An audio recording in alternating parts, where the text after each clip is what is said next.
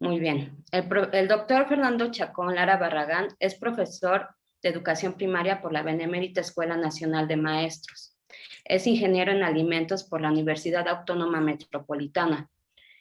Es maestro en ciencias químico-biológicas por el Instituto Politécnico Nacional. Además, es doctor en educación por el Centro de Estudios Superiores en Educación. Actualmente labora como docente, de educación primaria y docente investigador de la Universidad La Salle y del Centro de Estudios Superiores de Educación en la licenciatura, maestría y doctorado. Es gestor de proyectos educativos en la Universidad Simón Bolívar, al igual que en el Instituto Politécnico Nacional y en la Dirección Corporativa de Planeación Académica de la UNITEC.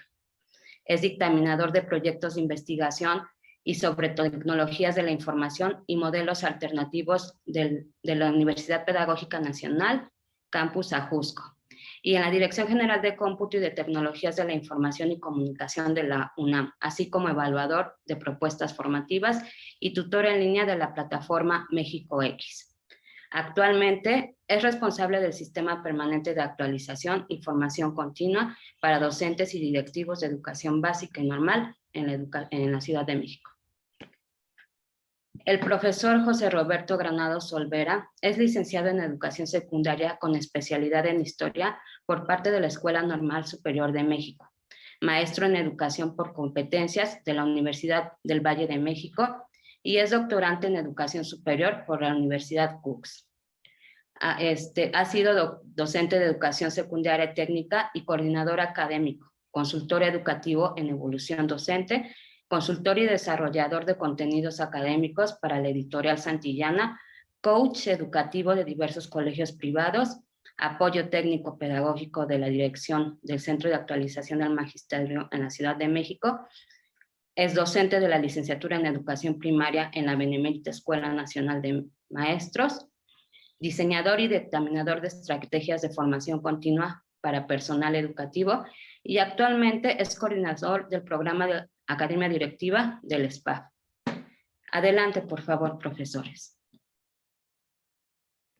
Muchas gracias. Vamos a iniciar esta charla que vamos a tener en dos partes. Voy a tener una primera plática con ustedes sobre un caso práctico que se realizó en el Instituto Politécnico Nacional y vamos a hacer algunas analogías con lo que ocurre en la educación básica. Pero para iniciar la sesión vamos a arrancar con un video. ¿Sí? Un video que yo creo que puede ser muy interesante para todos nosotros. Es un video de 5 minutos y después arrancaremos ya propiamente con el tema, que es todo lo que tiene que ver con el aprendizaje en modalidad híbrida. Entonces, si vemos el video, por favor. Sí, un minuto, doctor, porque se trabó la presentación. No te preocupes.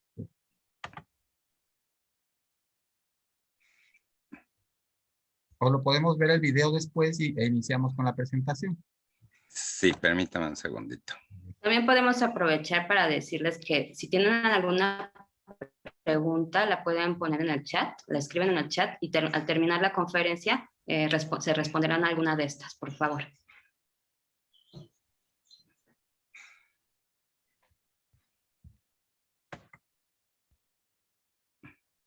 Sí, ya se está grabando la sesión, maestro.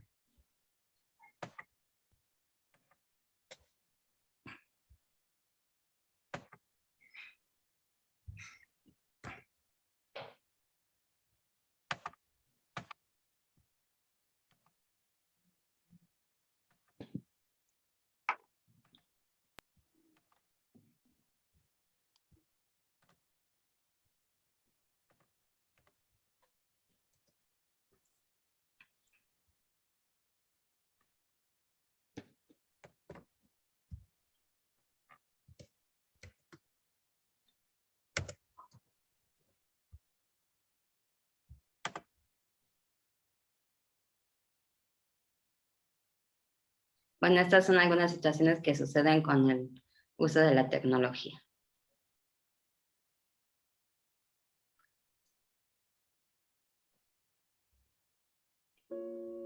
A mis queridos estudiantes, los míos, los de mis colegas, los de mi país,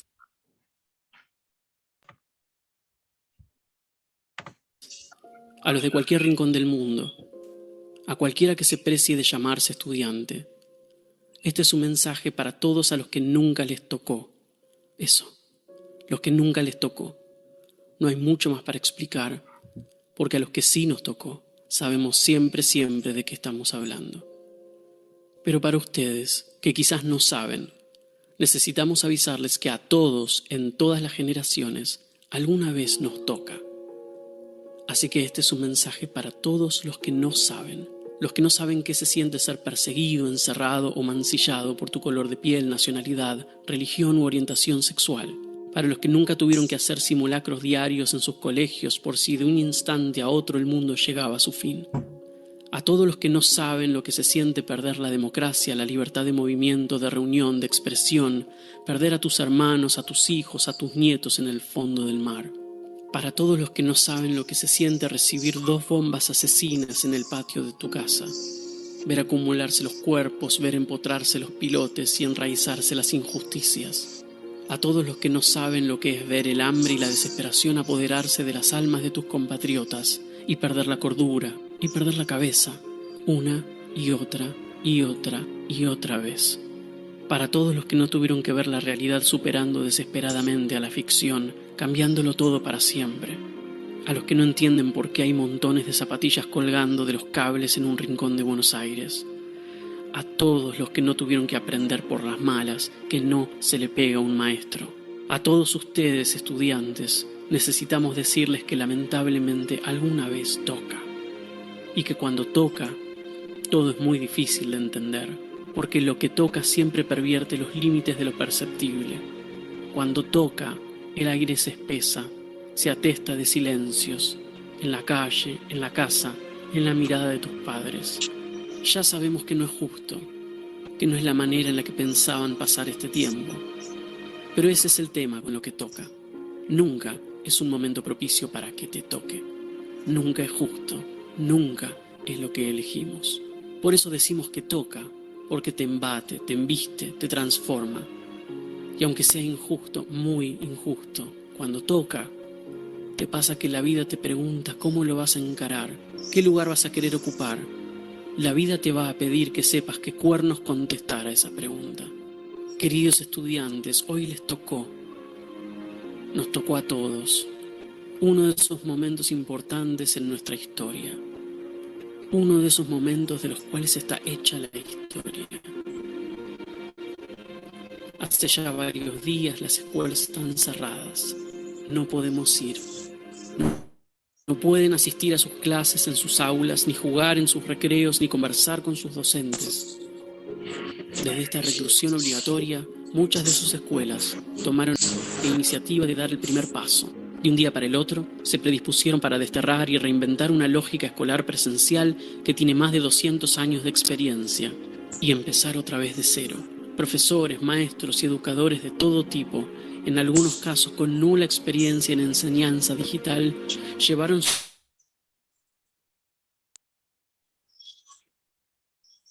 sus clases a la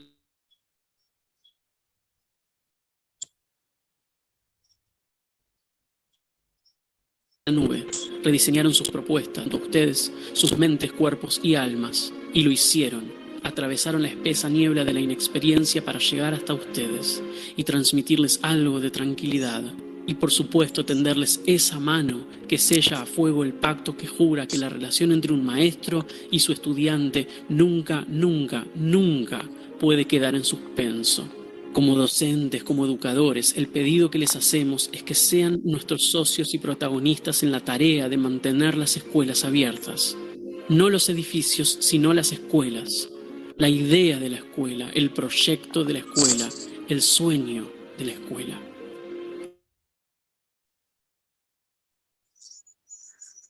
Queridos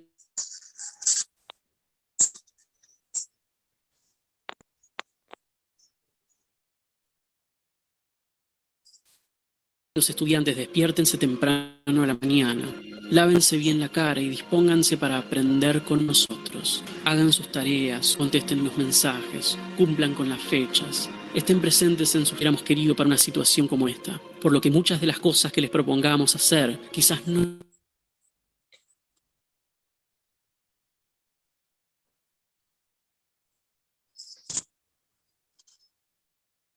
salgan tan bien de nuestros estudiantes, para que a lo largo y ancho del mundo también se arremanguen y nos ayuden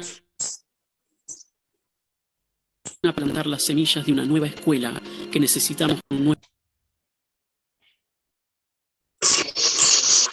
con su colaboración, con su amor, si vamos a querer superar juntos esto.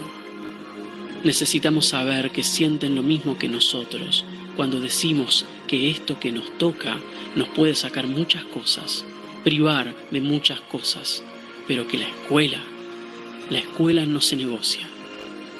Queridos estudiantes, dentro de muchos años, cuando todo esto haya sido casi un antiguo paréntesis en nuestra historia, algún niño, al que probablemente todavía no le haya tocado nada, quizás les pregunte, ¿qué estaban haciendo durante aquel extraño 2020, cuando fue todo el fenómeno del coronavirus?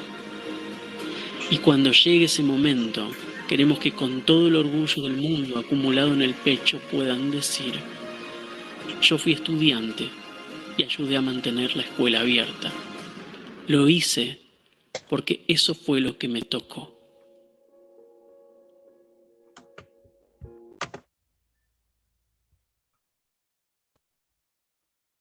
Bueno, muy bien. Vamos a iniciar. Tuvimos algunos problemas con la proyección del video, pero vaya, después se los hacemos llegar de manera a todo el grupo para que no haya ningún problema. Y vamos a iniciar propiamente con la charla. Pues no sé si al final escucharon todo el esfuerzo que se hizo durante el 2020 para mantener las escuelas abiertas. Ustedes fueron actores principalísimos para que esto pudiera llevarse adelante. Y ahora estamos en el 2021 y la incertidumbre continúa. Nos han pedido que mantengamos también las escuelas abiertas. Seguimos en la etapa digital totalmente, al 100%. Y ahora lo que viene, o lo que se ha estado escuchando a partir del secretario de Educación anterior, es la utilización de un modelo híbrido, porque bien a bien no se sabe qué es lo que va a pasar ahora que regresemos en agosto.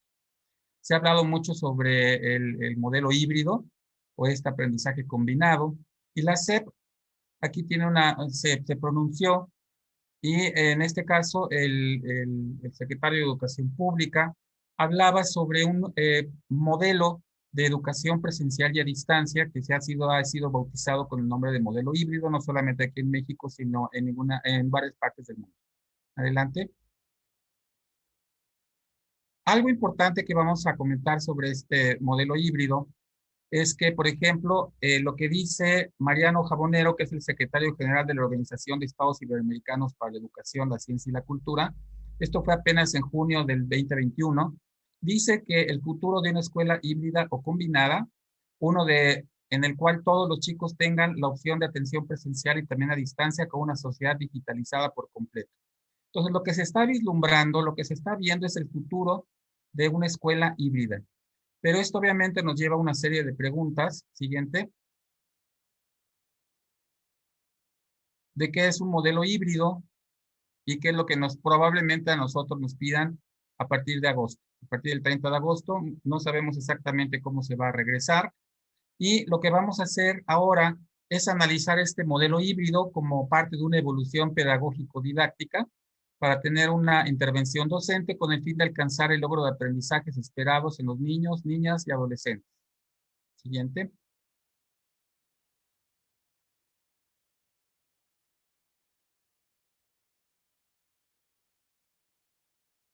Bueno, vamos a hablar un poquito sobre lo que está ocurriendo en algunos planteles de educación básica, pero no solo en educación básica, está ocurriendo también en el nivel medio superior y superior en cuanto a la conceptualización del modelo híbrido.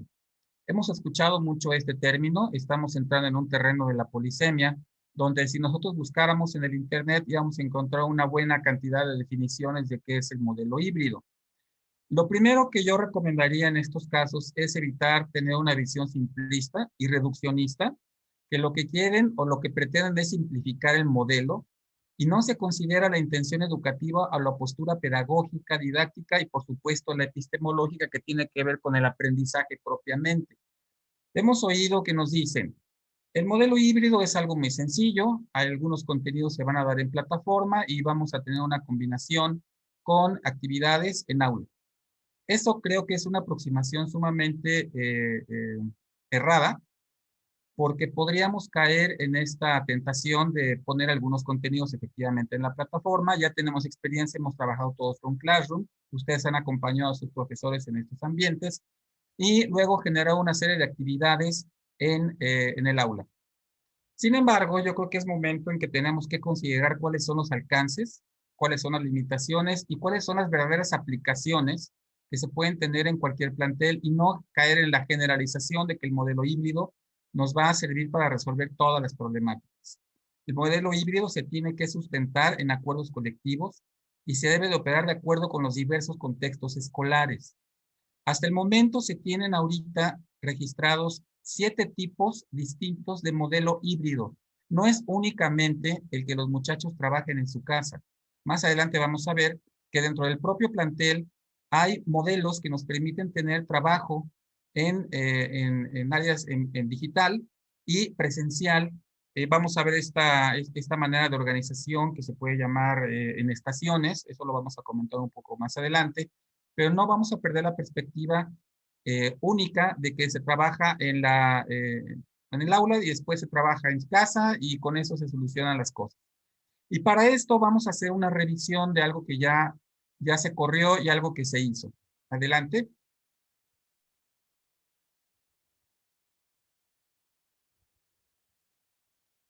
Bueno, vamos a hacer un estudio de caso.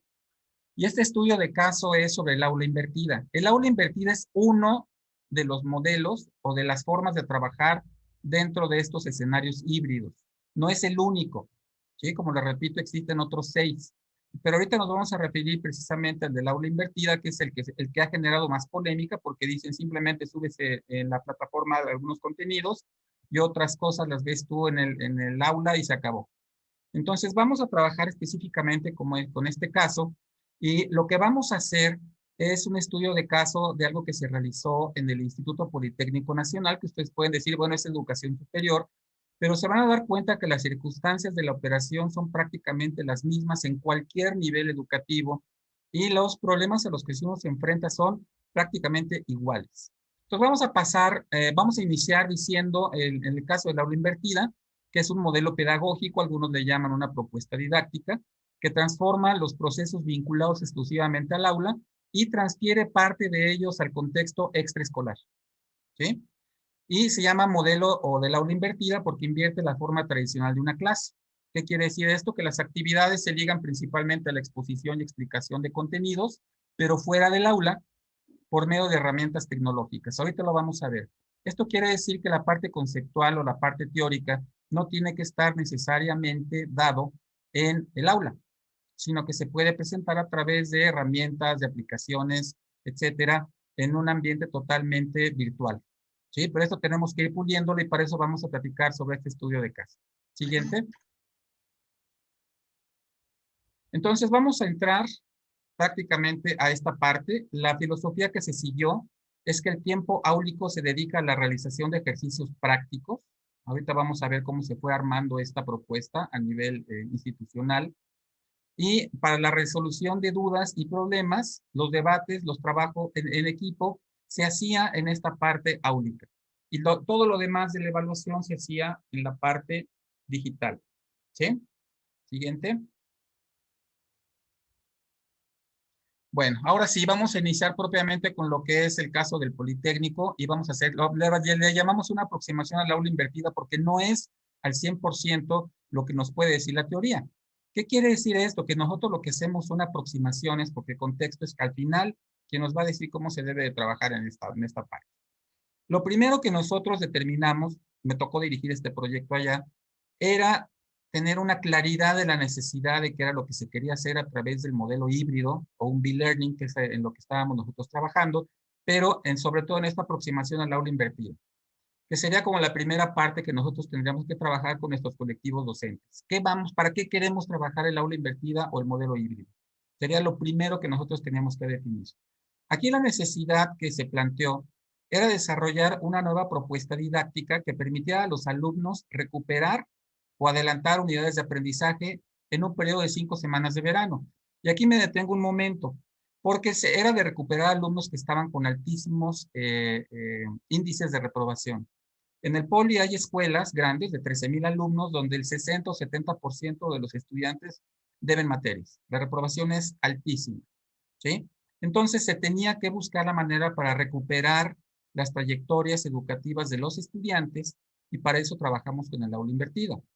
Otro de los propósitos que se tenía, otra necesidad que era muy clara, era que los estudiantes necesitaban adelantar también materias. Allá en el Poli a las asignaturas se les llama unidades de aprendizaje. Y el tiempo que teníamos era muy limitado porque era para hacerlo en 5 semanas en el periodo de verano. Adelantar materias nunca se había hecho en el instituto, jamás. En otras instituciones de educación superior hay todo un proceso para que los estudiantes, por ejemplo, el caso de la UAM, uno puede adelantar las asignaturas dependiendo del promedio que uno tenga y se vuelve una matrícula muy flexible, obviamente respetando la seriación, y puede uno avanzar al ritmo que le vaya permitiendo también los tiempos. En el caso del Poli no era así. Entonces, era entrar con un proyecto de intervención totalmente nuevo, dirigido a alumnos que tenían problemas de aprendizaje, porque así lo habían detectado los directores de las unidades académicas, y tenían que recuperar trayectoria, o muchos de ellos iban a perder su inscripción y tenían que salir del instituto. Pero lo primero que habría que recordar es que tenemos que tener una claridad de qué es lo que vamos a hacer, en este caso, para el aula invertida. Platicar con sus colectivos, dirigir la charla o el debate de qué es lo que exactamente vamos a hacer con el aula invertida y para qué.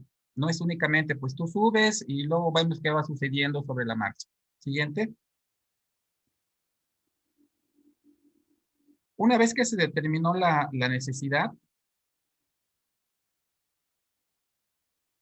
se partió de cierto tipo de elementos que ustedes conocen muy bien. Se tuvieron una serie de supuestos teóricos y arrancamos con el primero, que es el conocimiento pedagógico de contenidos. Es el CPC. Esto fue desarrollado por Schulman desde finales del siglo pasado y ha tenido un buen desarrollo. Es una teoría que habla sobre cómo el profesor enseña, pero además cómo a través de la experiencia que va teniendo en el tiempo, sabe cuáles son estos contenidos que son realmente importantes para lograr un desarrollo de competencias. Esto lo saben perfectamente los profesores de educación básica.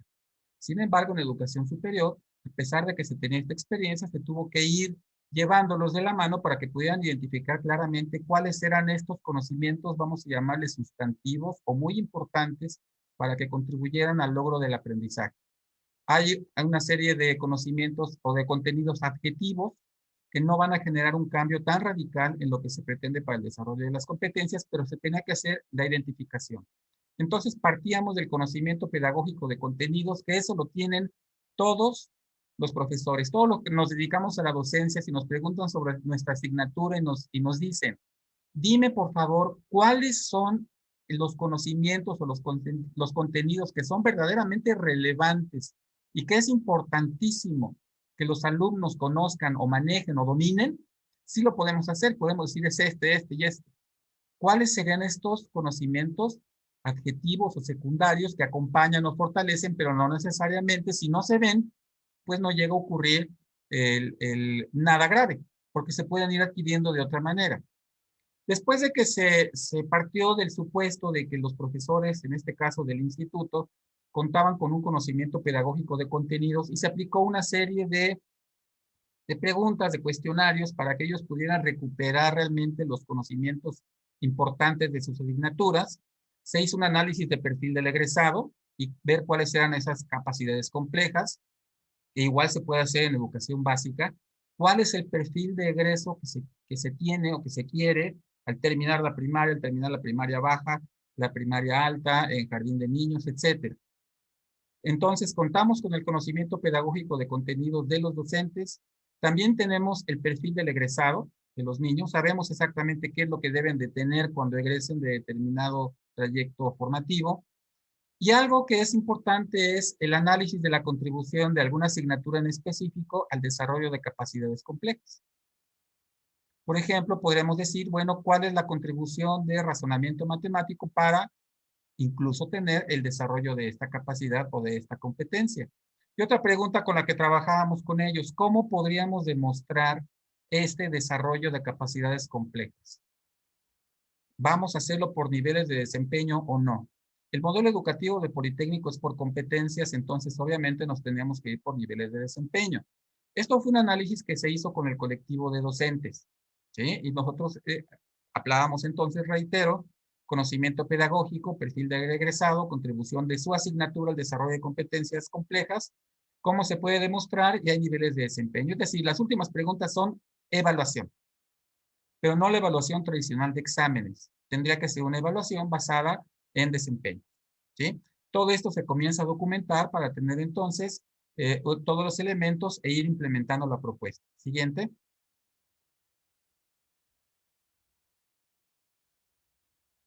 Después de esto, entramos propiamente a los contenidos de la asignatura a través de este proceso. Hay un desarrollo de competencias que ellos tienen ya identificado, que está asociado a lo que tienen que hacer. Definen los contenidos sustantivos o aprendizajes deseados, ¿sí? Definen también cuáles son estos contenidos que les llamamos nosotros adjetivos, ¿sí? No quiero decir que no sean importantes, pero nos tendríamos que centrar en los contenidos sustantivos. Ahorita van a ver por qué.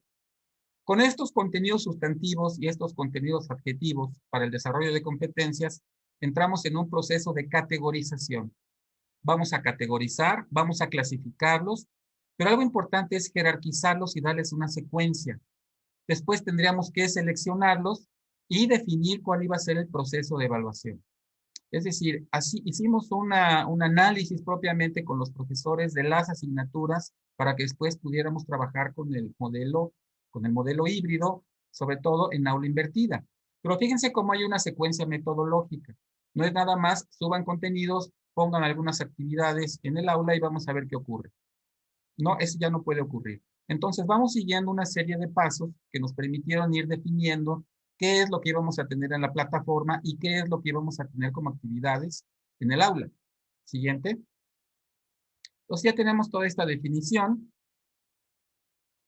Y ahora necesitábamos algo que ustedes no necesitan. En el Politécnico no tenemos o no hay carreras del área de pedagogía ni del área de diseño gráfico. Entonces se tenía que traer a personas que acompañaran a los maestros para que hicieran el diseño de sus clases. Necesitábamos gente que supiera de educación, pero de educación de una manera, de una perspectiva didáctica, de una perspectiva pedagógica, para que realmente pudiera acompañar a los profesores. Los maestros teníamos profesores de 20 años de experiencia, de 30 años de experiencia, ya saben, con libros producidos, haciendo investigación, pero que tenían problemas en el proceso de enseñanza. Y obviamente iba a haber problemas en el diseño y la producción de lo que se quería tener en la plataforma. Entonces, en este caso, se tuvo que traer gente de fuera, diseñadores didácticos y asesores pedagógicos que acompañaran y orientaran a los docentes que ya estaban generando propuestas para trabajar tanto en línea como presencial, para que realizaran el diseño de actividades, para que buscaran los recursos educativos abiertos que van a requerir con los criterios que ustedes ya conocen, porque ya tomaron el primer curso, que diseñaran o adaptaran los instrumentos de evaluación y que además hicieran un análisis de consistencia o de congruencia entre los propósitos, las actividades y la evaluación. Es decir, ir puliendo la propuesta. En el caso de educación básica, esto yo creo que no es tan necesario, porque sí tenemos a gente que conoce muy bien los contenidos, que tiene la experiencia, que perfectamente puede identificar las asignaturas y saber cuáles son los aprendizajes esperados que se desean tener, conocemos los perfiles, pero además saben de educación, saben de didáctica y saben de pedagogía. ¿Sí? Entonces, este paso aquí era un punto muy débil y sin embargo se solucionó. ¿Por qué? Porque trabajamos con médicos, con ingenieros, con contadores, etcétera, de diversas profesiones que es complejo meterlos a una dinámica de este tipo. Entonces, ellos contaron con alguien que los podía acompañar. Lo que buscaban era cobijarse con alguien que pudiera irlos llevando de la mano en este proceso de pasar a la aula invertida. En el caso, ustedes tienen un colectivo importantísimo que es el Consejo Técnico. El Consejo Técnico se convierte en este órgano que puede dar el acompañamiento, que puede ayudar al diseño y que puede ir siguiendo con los profesores cómo va dándose el evento, ¿sí?, del aula invertida. Siguiente.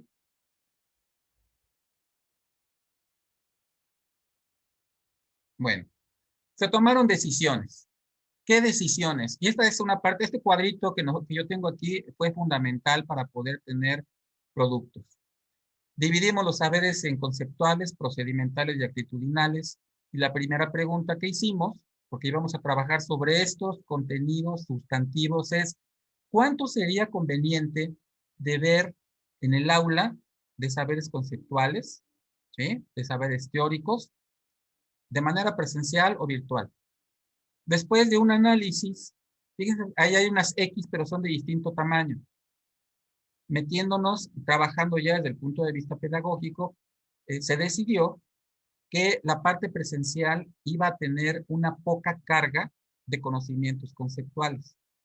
Y la parte virtual iba a ser muchísimo más enriquecida con estos conocimientos o conceptos que debían de manejar los estudiantes. Ahí venía el reto de los recursos, ¿verdad? Y aquí apelábamos a los ritmos de aprendizaje.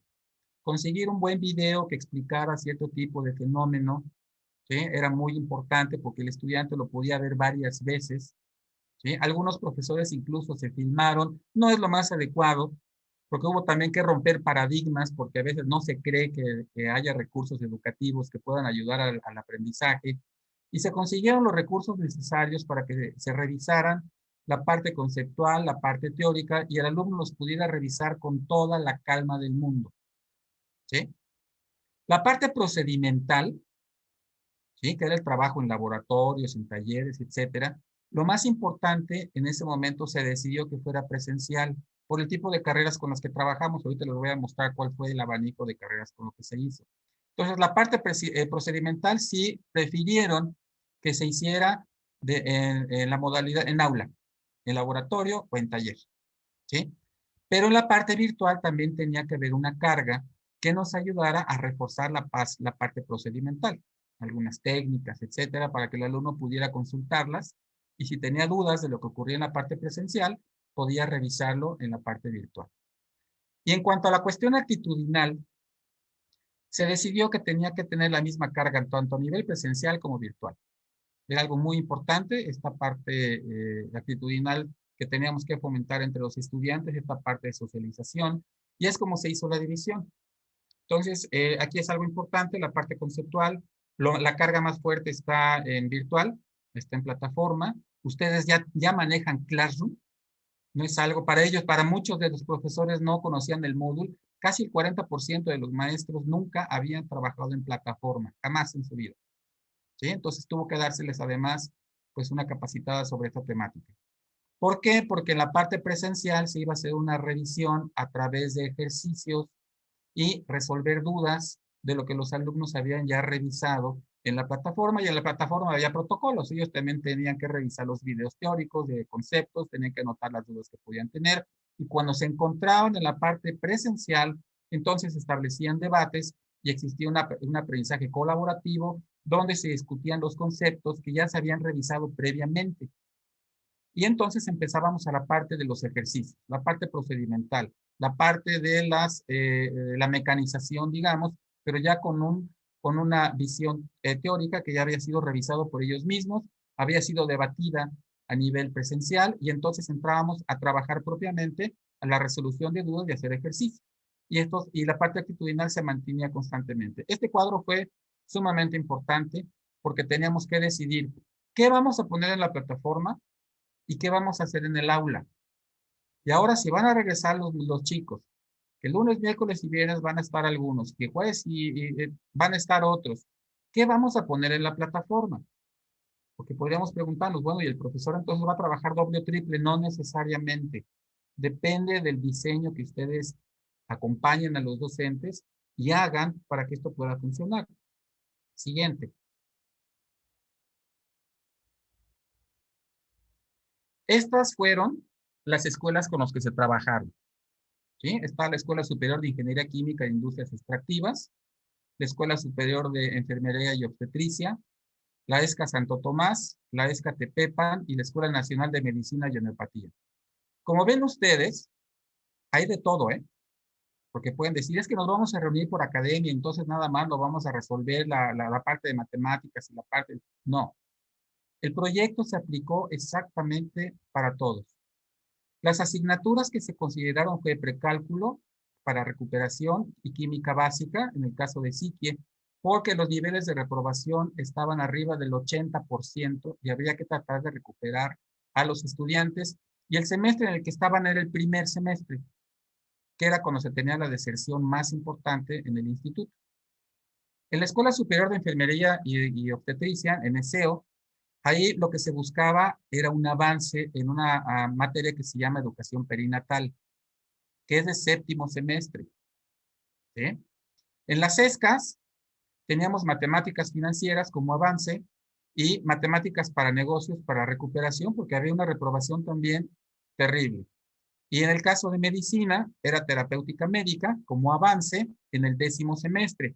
Algo muy importante aquí es que a los profesores se les permitió cambiar el orden de las cosas y entrar también en debates hasta el punto de vista epistemológico. Por ejemplo, se decía, es que se tiene que enseñar siguiendo esta secuencia. Primero va la teoría y luego va la práctica.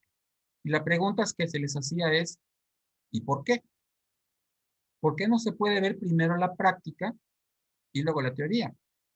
¿Cuál es el problema de que primero se revise, que entren en conflicto cognitivo, que se den cuenta que no hay las suficientes bases teóricas y entonces que tengan que entrar a un proceso de indagación personal que además van a tener los materiales en la plataforma? Hay profesiones, por ejemplo, los médicos son muy rigurosos en su enseñanza. Se tiene que seguir un proceso tal y cual para que esto pueda funcionar. Eso se rompió. Tuvieron primero sesiones de práctica y luego de teoría. Y la teoría la podían ver en la plataforma y la práctica y todo lo que les estoy platicando, la resolución de dudas, se hacía en el aula y en los laboratorios y en donde tienen ellos que estar. Pero los contenidos fueron seleccionados con mucho cuidado. ¿Sí? Lo que tenemos entonces aquí era una colección, digamos, de problemas. Era una colección de reprobaciones y de adelantos, porque resulta ser que estas materias que se tenían que adelantar del área de medicina era lo que les permitía a los estudiantes entrar a los campos clínicos. Y vean ustedes, teníamos a estudiantes para primer semestre, séptimo semestre, cuarto y 10º. Con esto quiero decir que no necesariamente tendremos que ajustarnos a un grado y que se tenga que hacer de esa manera. Podemos tener varias asignaturas, varios campos de conocimiento y varios niveles con los cuales se puede trabajar. La metodología, si se fijan, que aplicamos fue la misma, ¿sí? Y respetamos las cuestiones de la enseñanza de cada uno de ellos. Y la pregunta sería, ¿qué pasó? Vamos a ver la siguiente. Bueno, esta fue la aprobación que se tuvo, ¿sí? En precálculo y en química básica tuvimos una aprobación del 82% incluso y de 83% incluso con estudiantes que habían llevado la materia ya 2 veces de manera presencial y que se sentían derrotados y que iban a abandonar. En la ESEO se tuvieron 2 grupos. La aprobación fue del 100%, cosa que nunca había ocurrido ahí. En el caso de matemáticas financieras, la aprobación fue del 100% para el avance. En la ESCA-Tepepan, el 88%, y algo que nos llamó mucho la atención fue en medicina, que lograron que todo el grupo que estaba ahí designado para este trabajo, todos aprobaron. Y ustedes pueden decir, bueno, aprobaron porque seguramente estaba muy fácil. ¿Sí? Es lo primero que nos podríamos preguntar, pero no es así. Para que alguien en el Politécnico pueda implementar una nueva modalidad didáctica, tiene que ser aprobada por la academia. No es nada más de que se me ocurrió y vamos a hacerlo, lo subimos y miren, todo el mundo aprobó. No puede ser así. La academia es la encargada de validar el diseño didáctico, pedagógico y de revisar lo que están poniendo en la plataforma y qué es lo que se va a hacer de manera presencial. Si la academia dice que le falta rigurosidad y que no va, no va, ¿eh? Tienen mucho poder académico ahí. Los profesores que fueron formados dentro de este ambiente fueron los que tuvieron que presentar ante su academia cómo iba a ser el proyecto. No lo hicimos nosotros, lo tuvieron que hacer ellos porque tenían que utilizar el lenguaje y la forma en que ellos trabajan normalmente. ¿Qué fue lo que ocurrió? Primero convencieron a la academia, pero la academia fue al final de este proyecto a aplicar el examen, famosísimo examen departamental. el resultado fue prácticamente el mismo. Entonces, con un examen tradicional, al final tuvimos una aprobación prácticamente igual a la que se tuvo en el aula invertida. ¿Cuál era la diferencia? Que el aprendizaje sí podía ser demostrado por niveles de desempeños en esta forma de evaluación. Por eso la plática se llama el modelo híbrido y aprendizaje, porque nosotros también lo que tratábamos de probar era si realmente el estudiante aprendía. Y no estamos hablando de carreras que no tenían importancia, pues ahí está enfermería y estaba medicina. Entonces, como se respetaron todos los conceptos, pero se manejaron de una manera distinta, nunca se dejó de ver lo que decía el programa de estudios, jamás, porque tenía que verse, si no, no hubieran pasado los exámenes departamentales. La propuesta didáctica cambió la forma de abordar los contenidos.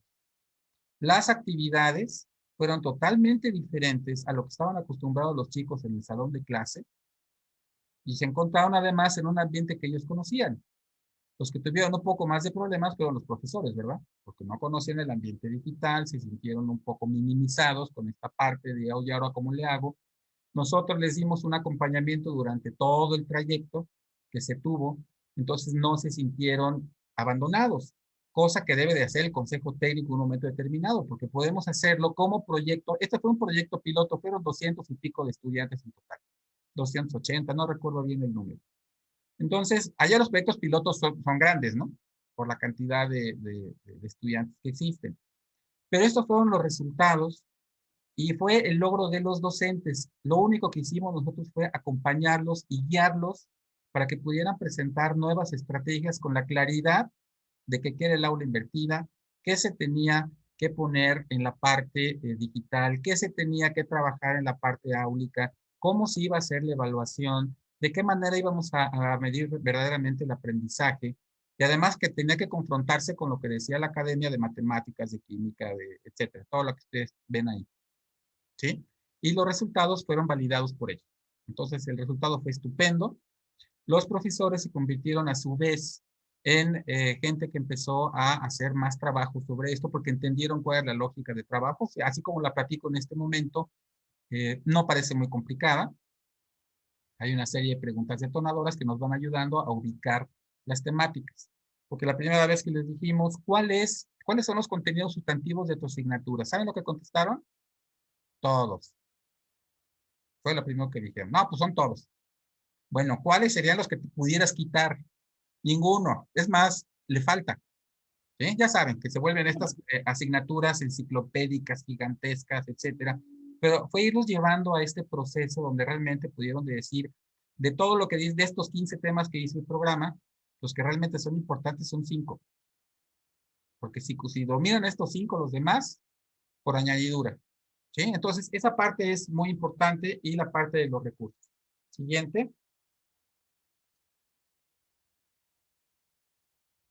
Y con esto, bueno, yo terminaría esta primera intervención. ¿Sí?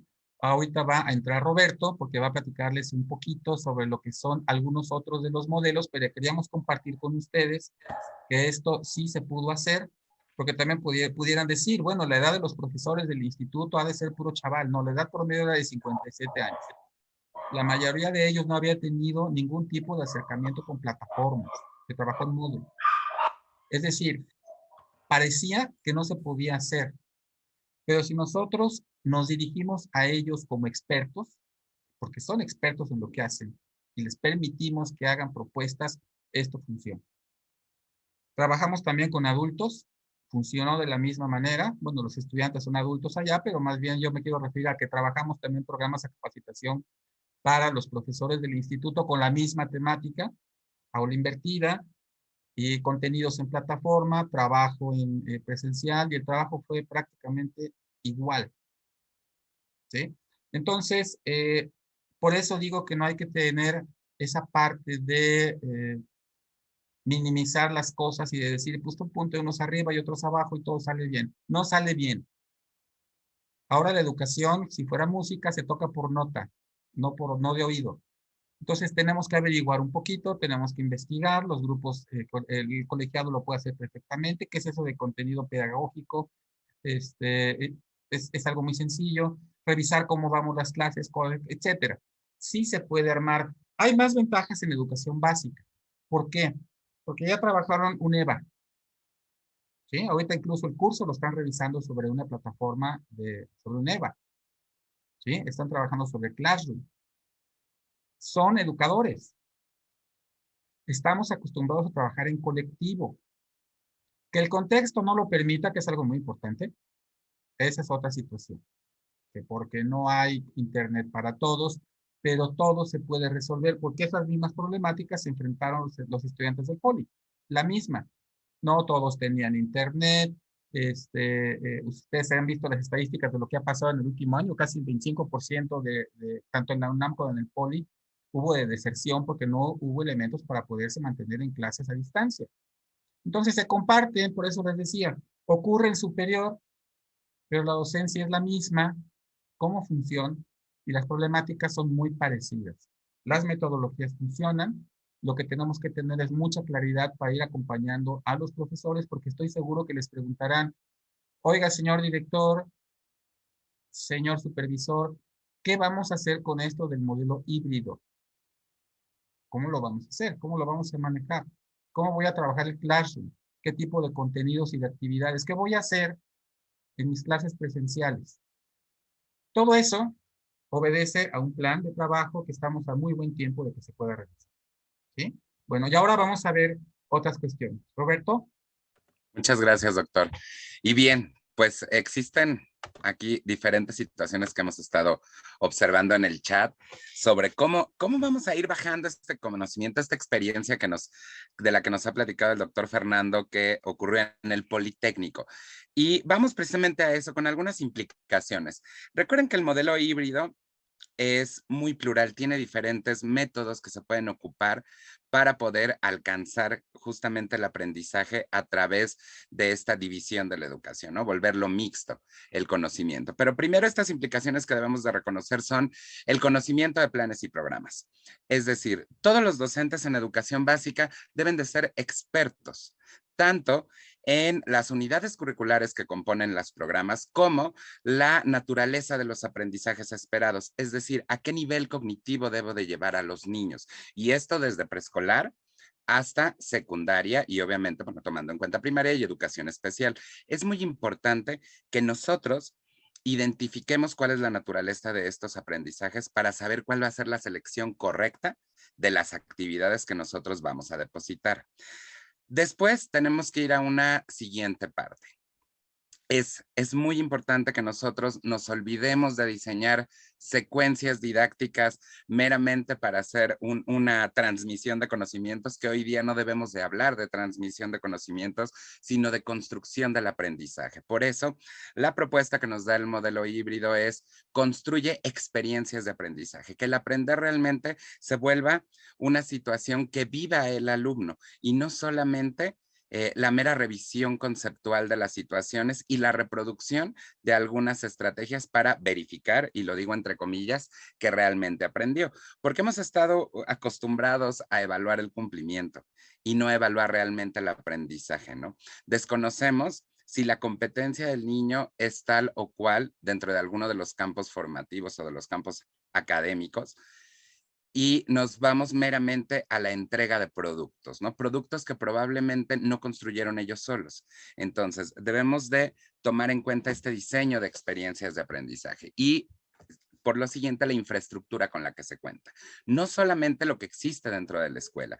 Y con esto me refiero a que si la escuela cuenta con internet o tiene un aula digital o una red escolar, el nombre con el que esté determinado en su plantel, o si los alumnos tienen una cobertura del 100% de acceso a internet. Recuerden que ahora esta infraestructura no solamente se queda en el edificio escolar, se traslada a los recursos que tienen tanto alumnos como docentes.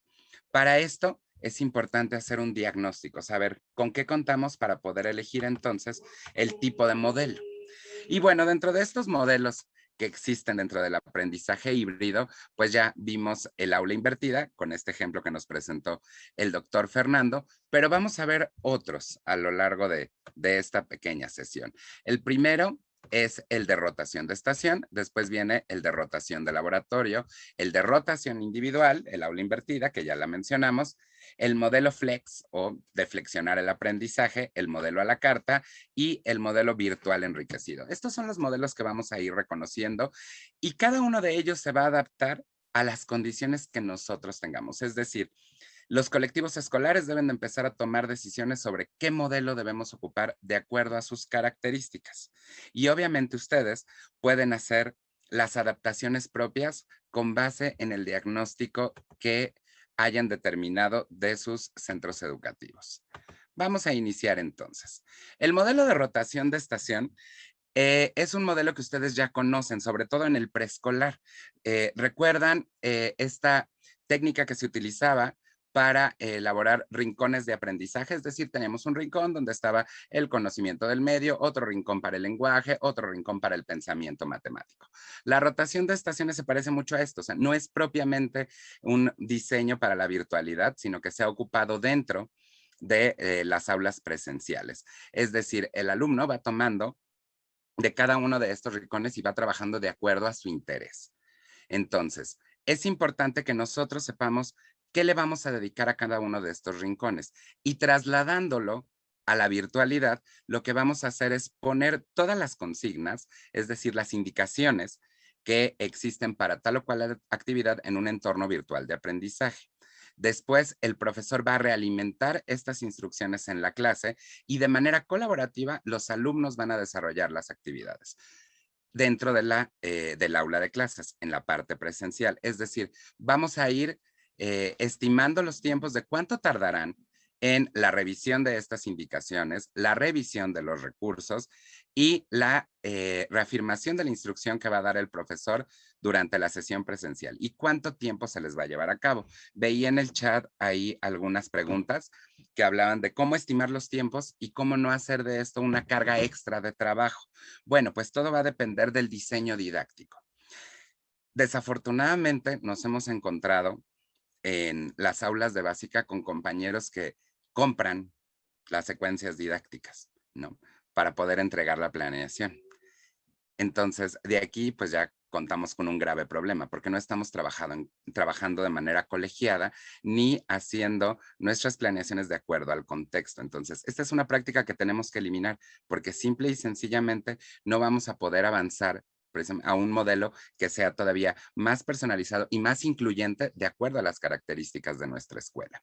Por eso, los consejos técnicos escolares deben dialogar entre ellos. No podemos hacer que cada grupo tenga un modelo distinto. Debemos de formar un modelo como escuela, porque recuerden que la comunidad educativa empieza a hablar, empieza a platicar. ¿Y qué hacen tus niños en su grupo? Y entonces unas mamás dicen una cosa, otras mamás dicen otra cosa y empieza este intercambio de experiencias y se preguntan por qué cada uno trabaja de una manera distinta.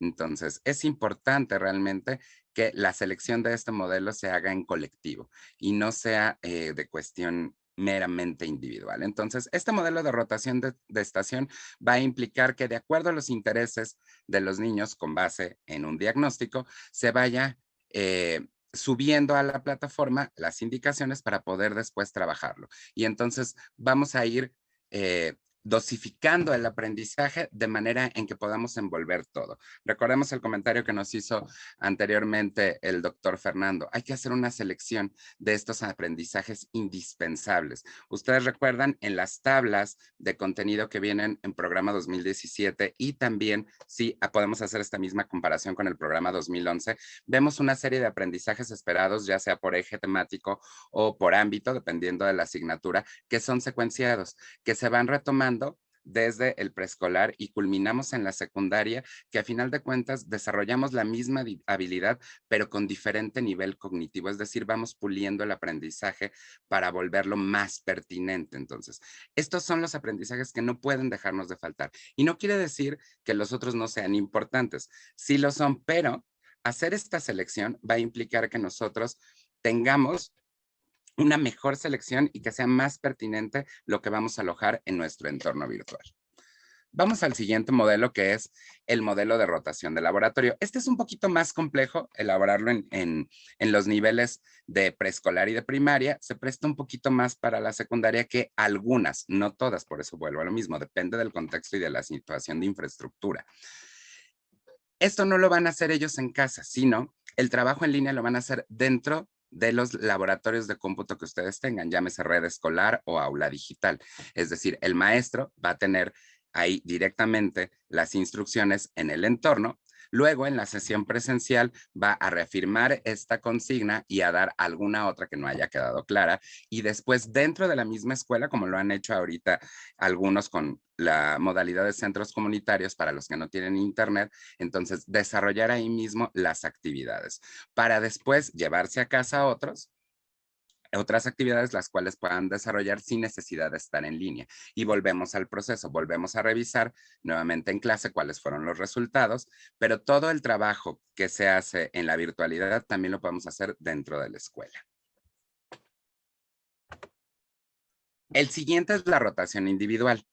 Este modelo, a diferencia de que el docente sea el que va a ir dosificando el aprendizaje, se lo dejamos al alumno. Es decir, tenemos alojado en el EVA las diferentes asignaturas con las instrucciones y el alumno va a ir decidiendo cómo va a ir resolviendo cada uno de estos, siempre y cuando el docente marque una temporalidad. Es decir, tenemos estas actividades en el EVA. Recuerden que el feedback se hace en la sesión presencial y les damos instrucciones de manera directa sobre qué es lo que van a trabajar y cómo lo vamos a hacer de manera colaborativa, y vamos a intercambiar en modalidad de seminario las experiencias que ellos tuvieron. Se vuelve complejo desde la perspectiva en que el alumno decide, de acuerdo a su ritmo de aprendizaje, cuáles son los que va a ir tomando, pero sí es muy importante que los profesores tengan desarrollado ya dentro de su EVA una selección de recursos que sean muy pertinentes, que sean muy concisos para poder hacer esta revisión conceptual y luego ya llevarlo a la cuestión práctica, es decir, cómo lo voy a tratar ya de manera colaborativa. Entonces, ¿cuáles son las actividades que va a ir él decidiendo que se van a rotar? Las que están programadas. Las ponemos para una temporalidad, él decide en qué orden las hace. ¿A quién le implica más trabajo esto? Al docente. El docente tendrá que estar revisando y tener los instrumentos de evaluación precisos para todas las actividades que planeó en esa semana de las diferentes asignaturas, y entonces saber que algunos resolverán unas, algunos resolverán otras. Entonces, este modelo sí se vuelve un poquito complejo. ¿Es funcional? Sí, sí es funcional, pero dependerá de la organización de la escuela y de la pericia del docente. El modelo Flex, desde la perspectiva del sistema, es uno de los pues más nobles y que puede aplicarse en cualquiera de los niveles. Vamos a hacerlo a través de horarios fluidos y también de acuerdo a las necesidades de los alumnos. Después de hacer esta selección de aprendizajes imprescindibles, debemos de tomar en cuenta que la virtualidad va a ser lo más importante, es decir, lo que esté alojado en el EVA es la columna vertebral. En las sesiones presenciales se va a brindar una instrucción o una consigna, después hacen la revisión nuevamente en el EVA, ya sea que lo revisen desde casa o con estos laboratorios que se hayan implementado en las escuelas. Entonces, ellos determinarán si el tiempo de trabajo lo van a hacer en su casa o lo pueden hacer dentro de la escuela. Para esto necesitamos hablar de la organización escolar, es decir, los horarios en los que los alumnos van a asistir justamente a los centros escolares. Si el grupo se va a fragmentar y van a ir la mitad en un horario, la otra mitad en un horario, dependiendo de la organización que ustedes tengan y las indicaciones que para el siguiente ciclo escolar se reciban por parte de la autoridad educativa. Entonces podremos determinar ya cómo va a ser los tiempos en los cuales trabajarán o en casa o trabajarán dentro de las instalaciones de la escuela. Lo importante aquí es que se hagan horarios que sean fijos, es decir, si vamos a tener la clase de español los lunes y los viernes con esta parte del grupo y solamente vamos a ocupar la mitad del horario, entonces calcular las actividades para que nosotros podamos darle este feedback en el momento que los tengamos presentes, esta realimentación. Y entonces tener estos pequeños grupos de reflexión en donde veamos realmente si el alumno aprendió o no aprendió. porque a final de cuentas, el hacer las actividades en línea no implica que nosotros podamos determinar que existe un aprendizaje consolidado. Eso lo vamos a hacer sí en la presencialidad, pero vámonos a ir al punto más escabroso, que no regresemos a las escuelas, ¿no? Y que tengamos que hacerlo a través de una videoconferencia. No todos podrán conectarse porque igual no existen las condiciones, ¿no? ¿Cómo podemos realmente determinar si ellos aprendieron o no? Tendremos que pasar a los textos reflexivos y quizás invertir un poco más de tiempo en una llamada telefónica y saber si realmente el alumno está o no aprendiendo. Lo importante aquí, en este caso, sería sí, que tengamos este espacio en donde podamos convivir face to face con ellos para poder indagar, ¿no? Tener listas estas preguntas eje. El siguiente es el modelo a la carta. Este modelo nos habla de que tenemos cargadas algunas asignaturas en el EVA y el alumno decide cuáles pueden tomar en presencial. Tiene que haber un maestro que esté dedicado netamente para la parte en línea y otro que va a estar en las sesiones presenciales. Entonces, el alumno decide cuáles de las asignaturas puede tomar en línea y cuáles puede tomar al presencial. Ustedes dirán, y nosotros vamos a tener un caos porque no vamos a saber cuál es el maestro que lo va a tomar de esa manera. Aquí en este caso sí tendremos que hacer una adaptación y la adaptación sería decidir cuáles asignaturas serán solamente en línea como colectivo, que sabemos que puede, bueno, tener una mayor confiabilidad en cuanto a la entrega de actividades, a la revisión de estas y verificar que existió o no aprendizaje y cuáles sí tienen que ser en un ambiente presencial. De esta manera podemos permitir también que los alumnos empiecen a relacionarse ya con este aprendizaje a distancia. Optimizamos los tiempos en el aula. También podemos organizar que los salones pues tengan una menor cantidad de alumnos para poder acomodar los horarios y esto vuelve a lo mismo dependiendo las indicaciones de la autoridad educativa, ¿no? Y por último, el modelo virtual enriquecido. Este modelo virtual enriquecido es muy similar al aula invertida con la diferencia en que la gran carga va a ir en el entorno virtual de aprendizaje. Serán muy pocas las situaciones que se van a tener en la presencialidad. Todo lo dotamos dentro de los EVAs y solamente las sesiones presenciales será para resolución de dudas e intercambio de experiencias durante el aprendizaje. Mencionaban ahí ustedes, esto no implica mayor carga de trabajo siempre y cuando tengamos perfectamente hechos nuestros diseños y determinemos cuál es la complejidad de las actividades que voy a revisar. Lo mismo que revisaban dentro del salón de clases, pueden revisarlo dentro de un entorno virtual de aprendizaje. Es por eso que debemos de ser muy, ¿cómo les diré? Debemos de tener muy buen ojo para saber cuáles son las competencias que tienen nuestros alumnos y si realmente pueden o no tener acceso a ello. Vamos a poner el caso de una escuela en donde no existen las condiciones, ni los alumnos tienen acceso a Internet, ni tampoco la escuela como tal tiene un aula de cómputo donde ellos puedan asistir y trabajar directamente en el entorno.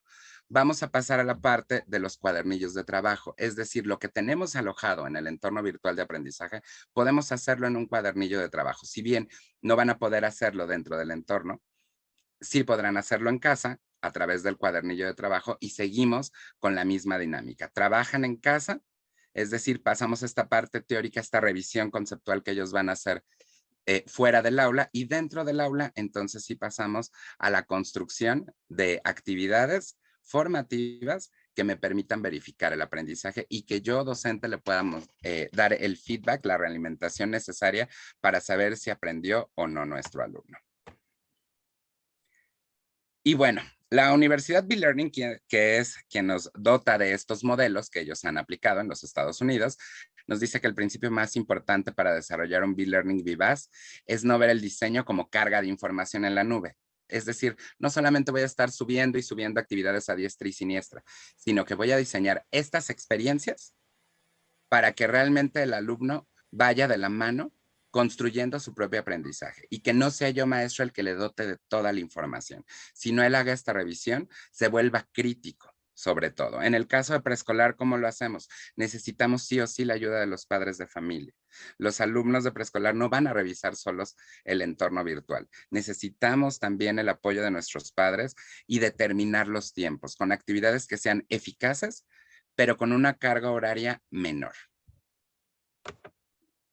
Adelante, doctor. Gracias. Tratando de resumir un poco lo que se ha visto ahorita, podríamos nosotros iniciar siempre con el trabajo colegial. Tenemos que hacer nosotros una definición del modelo didáctico, tener muy claro qué queremos hacer, para qué lo vamos a hacer, porque por ahí había algunas preguntas de que si no era mucho trabajo. Es más trabajo cuando no se planea, ¿eh? Mucho más trabajo. Entonces, si nos reunimos en colectivo, en trabajo colegiado, definimos el modelo. Ahorita vimos 7 posibilidades. No quiere decir que tengamos, no son recetas. Depende del contexto. Se pueden mezclar, se pueden combinar, se puede tener para ciertos grados alguna propuesta en específico, para otros grados otra. Por ejemplo, para los alumnos que tienen que recuperar el tiempo, que el tiempo no se recupera, ¿verdad? Que nos dicen, es que les vamos a dar en unas semanas el reforzamiento de conocimientos, pero si nunca se separaron en la escuela, ¿qué vamos a reforzar? No se puede reforzar algo que no se ha visto. Entonces, por ejemplo, la rotación de estaciones para atender de manera específica a los chicos que no se han acercado al plantel funciona bastante bien. Esto depende entonces del contexto y de las características de cada escuela. Pero lo que es importante es esta definición del modelo didáctico, cómo va a ser el modelo didáctico, cómo vamos a efectuar el acompañamiento, ¿sí? Este acompañamiento que se va a dar tanto a los docentes como a los padres de familia, a los niños, por supuesto, y la operación en ambientes escolares y extraescolares, que eso está definido en el modelo didáctico que ustedes prefieran o que más les convenga. Tiene que haber un sustento, por supuesto, ¿sí? Entonces tendrán que decidir en ambientes escolares y extraescolares qué va en plataforma, qué no va en plataforma, cómo va a ser la evaluación, si va a haber coevaluación en plataforma o va a haber coevaluación a nivel presencial. Es decir, cómo vamos a generar estas dinámicas para que esto se pueda ir funcionando de la mejor manera. Al final lo que tendríamos es un seguimiento y evaluación de los aprendizajes logrados, pero llegaremos nuevamente al principio. Hacer una retroalimentación de lo que ha ocurrido, empezamos con el trabajo colegiado, revisamos el modelo y volvemos a empezar. Es un ciclo que no va a terminar. Y verdaderamente yo les puedo garantizar que si se logra un buen trabajo colegiado y una buena planeación, se trabaja después menos, ¿sí? Que tratar de ir improvisando, porque la improvisación es muy cansada, no sabemos los resultados que se van a tener, es frustrante porque a veces sí le podemos atinar, como se dice, y muchas veces no es así, y hay mucho gasto de recursos. Algo que nosotros hemos visto que funciona muy bien es que el profesor no puede trabajar solo, ya no puede trabajar solo, ¿eh? Es imposible que él haga el diseño, consiga los recursos, los revise en la plataforma, él haga el seguimiento. Esa imagen que tenemos del profesor que trabaja en solitario en el aula, él contra el mundo, solo, se acabó, ¿sí? Tiene que hacerlo forzosamente con sus colegas. Y los directivos como líderes pedagógicos que estén acompañando, que estén brindando ideas, que sepan perfectamente lo que es INEVA, cómo lo pueden utilizar, porque como dice Roberto, ¿qué va a pasar en agosto? Pues no sabemos. Hace pocos días salió un artículo en El Financiero que decía que la pandemia ya no había perdonado a los jóvenes y niños y se empiezan a presentar casos, ¿sí? Entonces, ¿qué va a pasar? Pues no lo sabemos. Tendríamos que estar listos para lo que pudiera ocurrir. Si vamos a regresar bajo un modelo híbrido, vamos a ver qué características nos proponen. Si son estos días alternados de presencial y en línea, ¿qué vamos a hacer en cada cosa? Porque empezar a probar el 30 de agosto va a ser un trabajo verdaderamente agotador, ¿eh? Pues vamos probando a ver qué hacemos. Tenemos que construir escenarios. Tiene que haber probabilidad de que pase el escenario A, el escenario B, el escenario C, los que nosotros consideremos, y el contexto, que es lo más importante. ¿Qué tantos recursos se tiene? El trabajar con laboratorios de cómputo es muy importante, no dejando a los niños a cargo del responsable del laboratorio, como si fuera guardería, sino cómo voy a trabajar con él para hacer una rotación de laboratorio, donde a lo mejor voy a recibir exclusivamente a los niños que van atrasados, ¿sí? Entonces, toda esta parte es algo que tiene que arreglarse en trabajo colegial. Con esto estaríamos prácticamente terminando esta brevísima presentación. En mucho más atrás, lo sabemos, pero la idea es que tengan ustedes una visión general de qué es lo que puede ocurrir con este modelo híbrido, sus implicaciones y lo delicado que puede llegar a ser. Ustedes ya tienen los elementos, ya transitaron por un curso de REA, ya saben de lo que se trata, cómo seleccionarlos. Ahora es el momento que pueden ustedes acompañar de una manera muchísimo más certera a los profesores, pero ya dentro de un modelo. ¿Qué les vamos a proponer? ¿O qué van a proponer ellos y cómo lo vamos afinando para que al final tengamos los resultados que estamos buscando? Bueno, creo que por nuestra parte sería todo, ¿verdad, Roberto? Y si hay algunas preguntas, bueno, con todo gusto trataremos de responder. Así es, Muchas doctor. gracias, doctor Chacón, maestro Granados, por la exposición muy oportuna e interesante. Algunas de las preguntas ya se fueron respondiendo a lo largo de la conferencia. ¿Habría alguien que quisiera hacer una pregunta puntual acerca de esto? Además de que sí se compartirá una bibliografía acerca de la temática, las presentaciones y todas estas situaciones a través de sus tutores. ¿Alguna otra pregunta? Bueno, Celi, en lo que los compañeros directores y supervisores resuelven alguna duda, me gustaría hacer hincapié en algo que mencionamos.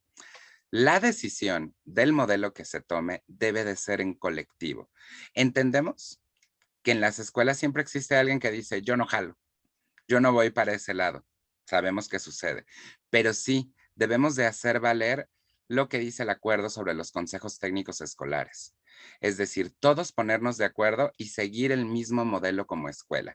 A final de cuentas, se atiende a una población que tiene características similares, que ustedes realizan un diagnóstico para saber cuáles son las implicaciones y cuáles son los recursos que tienen y el comportamiento que van a tener tanto sus alumnos como sus docentes, y entonces jalar parejo. Claro, viene la parte de la sensibilización para aquellos compañeros que dicen, no, es que a mí trabajar de esa manera no me gusta, ¿no? Pero tenemos que mostrarles las bondades y sobre todo tomar en cuenta que lo estamos haciendo por impactar en la educación de nuestro país y no solamente por mantener el servicio educativo abierto como mera obligación del Estado. Muchas gracias.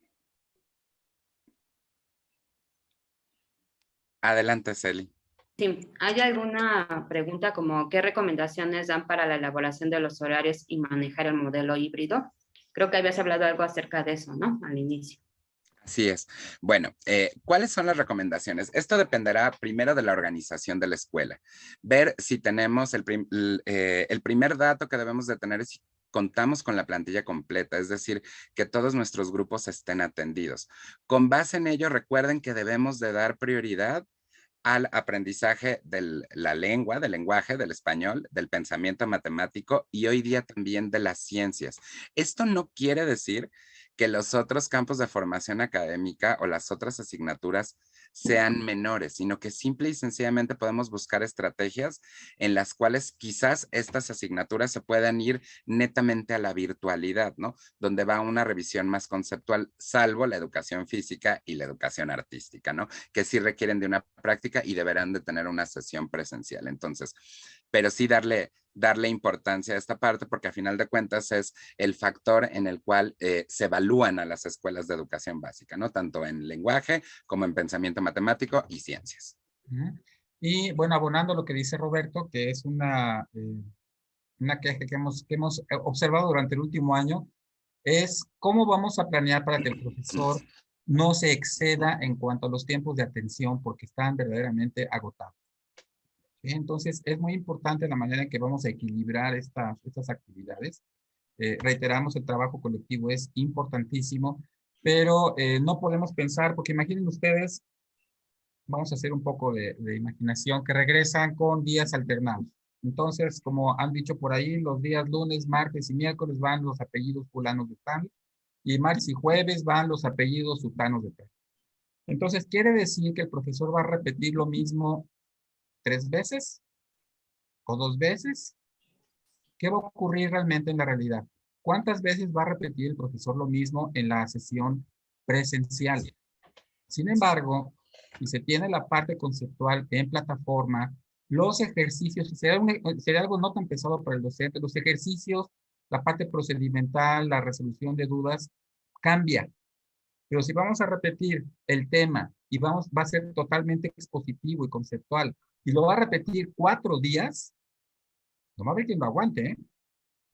Se van a cansar. Por eso hablamos de esos modelos híbridos, que puede revisar, en cambio cambia la dinámica, porque aunque sea el mismo grupo, pero son alumnos distintos, se van a llegar con dudas diferentes, se pueden establecer otras dinámicas de trabajo colaborativo para ir logrando consolidar los aprendizajes. Entonces, sí es importante esta parte de los horarios, pero ¿cómo se va a planear? Porque si no va a ser muy desgastante estar en días alternados repitiendo exactamente lo mismo. Y en plataforma, ¿qué va a ocurrir? ¿Qué vamos a poner en plataforma? El trabajo, si no se hace con cuidado, se puede triplicar. Creo que como estamos ahora, ¿eh? ¿Sí? Porque aparte de atender la parte presencial en un horario específico de trabajo, tendríamos un segundo turno para trabajar en la parte de la virtualidad. ¿Cómo vamos a hacerlo la virtualidad para que hasta cierto punto pudiera ser autogestiva o en mayor parte con los padres de familia para ciertos niveles? Porque si no va a ser una locura, ¿eh? Verdaderamente. Entonces, sí, los horarios, cómo vamos a agradar los contenidos, qué se va a ver, en qué modalidad, porque si no va a ser muy, muy agotador. Entonces tendremos que ir pensando si es que vamos a regresar con días alternados, que parece que sí, o nos vamos a quedar totalmente en la virtualidad por la situación que tenemos ahora de la pandemia, pero hay que preparar los escenarios. No podemos esperarnos un viernes antes a que nos indiquen qué va a ocurrir y a partir de ese momento correr todos para ver qué hacemos, ¿no? Entonces vamos adelantándonos, hay tiempo, tienen elementos ustedes, tienen la forma de resolverlo. Por aquí veo, dice que hay docentes que se niegan a dar clases virtuales o en Classroom, pues que trabajen la parte presencial. ¿Cómo nos vamos a reorganizar dentro de los planteles? Y que todos cumplan con su responsabilidad. Vamos a tener que tener esquemas mucho más flexibles desde el punto de vista organizativo, ¿eh? Porque dice, yo no trabajo en virtualidad y no me importa, y no lo voy a hacer. Bueno, pero si estamos en un sistema híbrido, pues entonces ese profesor tendrá oportunidad de que lo que le gusta es la modalidad presencial, entonces de tener una serie de actividades, no solamente con su grupo, con algunos otros, ¿sí? Trabajar en colectivo y hacer una carga de trabajo muchísimo más equitativa.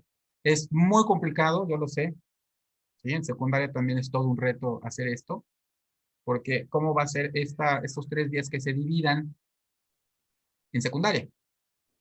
Porque va por nombres, pero también va por asignaturas y va por grados y los profesores, muchas veces los que hemos trabajado en secundarias, bueno, te acomodan el horario de tal manera que los puedas atender. ¿Ahora qué va a ocurrir? ¿Sí? Entonces, retos vienen muchos. ¿Cómo resolverlos exactamente? Sería muy complicado hacer. Entonces, creo que es buen tiempo de ir pensando cómo lo vamos a ir abordando. Porque de que nos vamos a enfrentar a eso, sí lo vamos a enfrentar, ¿eh? Entonces, más vale ir adelantando un poco más sobre esto. Bueno, por ahí preguntaban que si existe algún documento normativo para aquellos que se niegan, ¿no?, a trabajar. Vamos a partir de una cosa. El acuerdo para los consejos técnicos escolares dice que la autoridad máxima es el consejo técnico escolar. Por lo tanto, los acuerdos que estén ahí, sean o no firmados, se deben de acatar. Esa sería la primera parte. Y la segunda, recuerden que tenemos un documento de los años 40 que no ha sido derogado, que se llaman Condiciones Generales de Trabajo, que siguen vigentes, y en uno de sus apartados, no lo recuerdo ahorita, pero por ahí se los mandaremos con sus tutores, dice que el trabajador de la secretaría primero acata y después se inconforma. Sí, es coercitivo, pero existen ocasiones en que tenemos que hacer valer la norma. Entonces, yo les recomiendo que primero vayan a la parte del convencimiento, a la parte de la sensibilización. En dado caso de que esto no funcione, pues apliquen, ¿no? Digo, los instruye, sirven para algo y si no, pues también existen las notas de extrañamiento, ¿verdad?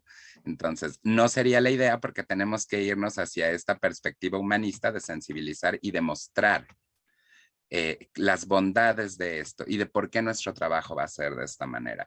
Es muy fuerte, pero estamos viviendo realmente una época en la cual el ser docente, como ya lo habíamos mencionado en algún momento, pareciera una profesión netamente monástica, ¿no? que no debería de ser así, porque también tenemos vida. Pero simple y sencillamente la carga de la labor que se nos encomienda es muy fuerte. Estamos trabajando con la niñez de nuestro país y no solamente nos va a impactar a nosotros como docentes, sino le va a impactar por completo a la sociedad. Muy bien. Pues miren, hay muchísimas preguntas. Es complicada la sensibilización.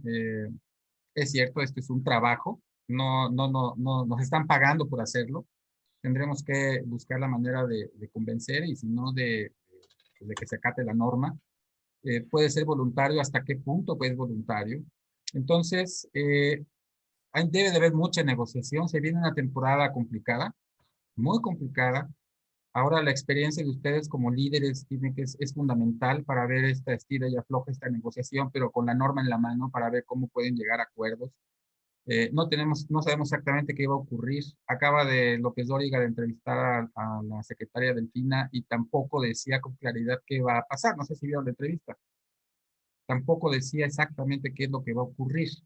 Entonces, vaya, vamos previniendo. Esa sería nuestra recomendación, nuestra sugerencia. Vamos previniendo. Tenemos aquí información, estamos en un proceso de intercambio de conocimiento y de experiencia entre todos.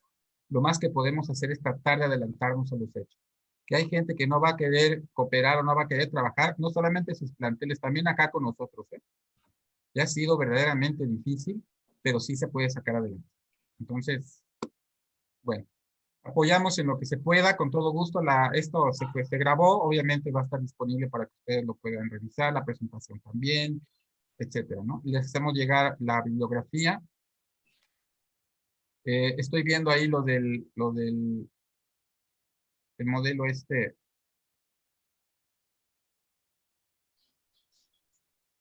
modelo híbrido y el mixto que cita la autoridad. Esas son las confusiones. ¿Se acuerdan que así empezamos la charla?